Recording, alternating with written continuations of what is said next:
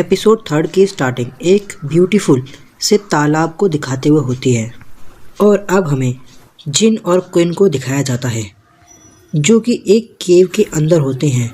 हमें दिखाते हैं कि फेरी केव से बाहर जाने के लिए एक रास्ता बनाती है।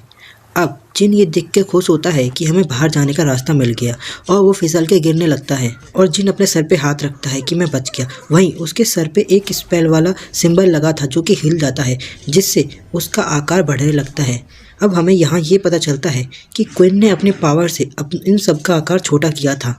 अब क्विन जिन से कहती है कि तुम इस सिंबल को बार बार मत छेड़ो, ये डिमेंसिंग मैजिक है। अगर तुम इसे ऐसा बार बार छेड़ोगे तो तुम अचानक से बड़े हो जाओगे और तुम्हें चोट लग सकती है।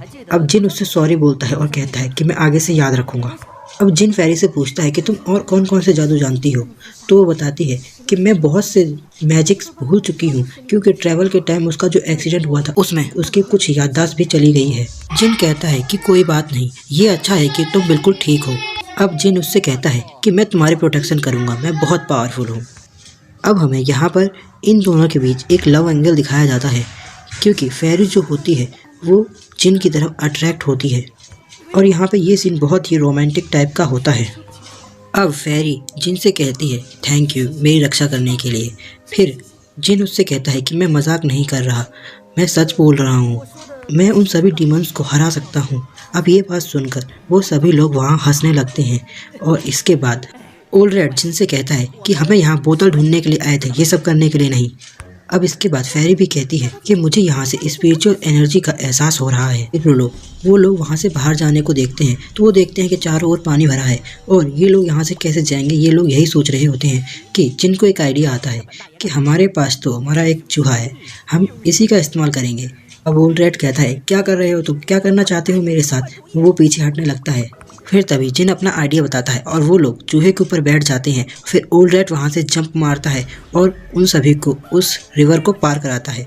असल में ये वही पॉन्ड होता है। अब जैसे ही फेरी ओल्ड रेड के ऊपर से उतरती है तो ओल्ड रेड जिन को पानी में गिरा देता है क्योंकि जिन ओल्ड रेड का मजाक उड़ा रहा होता है। अब जैसे ही जिन पानी में गिरता है वो ओल्ड रेड से पूछता है कि तुमने मुझे पानी में क्यों गिराया। तो ओल्ड रेड उससे कहता है कि मैंने तुम्हें पानी में नहीं गिराया, ये तो एक्सीडेंटली हुआ था। फेरी उसके लिए परेशान होती है तो ओल्ड रेड कहता है कि तुम परेशान मत हो, इसे कुछ नहीं हुआ। फिर हमें कुछ लोग दिखाए जाते हैं जो कि वहाँ से गुजर रहे होते हैं। अब उनमें जो लीडर होता है उसको एहसास होता है कि यहाँ पर कोई है। वहीं दूसरी तरफ फेरी जिन के कपड़े सुखा रही होती है क्योंकि वो भीग चुका होता है। अब जिन फेरी से कहता है कि तुम कितनी प्यारी हो और ये चूहा कितना बदतमीज़ है। अब ओल्ड रेड कहता है बदतमीज़ क्या होता है, क्या ये कोई खाने की चीज़ है। अब वो कहता है तुम्हें तो केवल खाना ही सोचता है, पिग कहीं के। फिर उन दोनों बहस होती है और फेरी उन दोनों की बहस बंद कराती है और कहती है चुप रहो, यहाँ कोई आ रहा है। फिर हमें वही लोग दिखाए जाते हैं जो कि यहाँ से जा रहे होते हैं और उन्हें यहाँ पर किसी के होने का एहसास होता है। उनका जो लीडर होता है वो सभी से कहता है कि जल्दी से यहाँ पर सर्च करो, या मुझे लगता है कि यहाँ कोई है। फेरी जिन और ओल्ड रेड वहीं पर एक पत्थर के पीछे छुप जाते हैं ताकि ये लोग इनको देख ना लें। अब हमें उनका लीडर दिखाया जाता है जो कि सोच रहा होता है कि यहाँ पर ज़रूर कोई तो आया है और फिर उसे पॉन्ड से कोई आवाज़ आती है और फिर वो उधर जाकर देखता है। वो अपनी तलवार से घास में देखता है कि कोई है, लेकिन उस जगह कोई भी नहीं होता। और अब लीडर को दूसरी तरफ से आवाज़ आती है तो वो उधर जाकर देखने की ट्राई करता है और वो आगे बढ़ता है। अब जैसे ही वो वहाँ पर ओल्ड रेड को देखने ही वाला होता है कि पीछे से एक सोल्जर आता है और उससे कहता है कि लीडर यहाँ पर कोई भी नहीं है, हमने हर तरफ अच्छे से देख लिया है। अब वो आदमी गुस्से में कहता है कि केयरफुली दोबारा सर्च करो, यहाँ से कोई भी चीज़ गायब नहीं होनी चाहिए। और फिर वो लोग वहाँ से चले जाते हैं। और अब हमें जिन को दिखाया जाता है जो कि ये सोच रहा होता है कि ली फैमिली के घर में इतने सारे गार्ड आखिर कर क्या रहे हैं। तभी ओल्ड रेड उससे कहता है कि चलो, मैं पिछली बार यहाँ एक किचन में गया था, मुझे रास्ता पता है। वहीं दूसरी तरफ हमें क्वीन दिखाई जाती है जो कि ये कहती है गाइस सुनो, यहाँ पर मेरी बहन आसपास ही है क्योंकि ये बोतल बहुत ज़ोर से ब्लिंक कर रही है।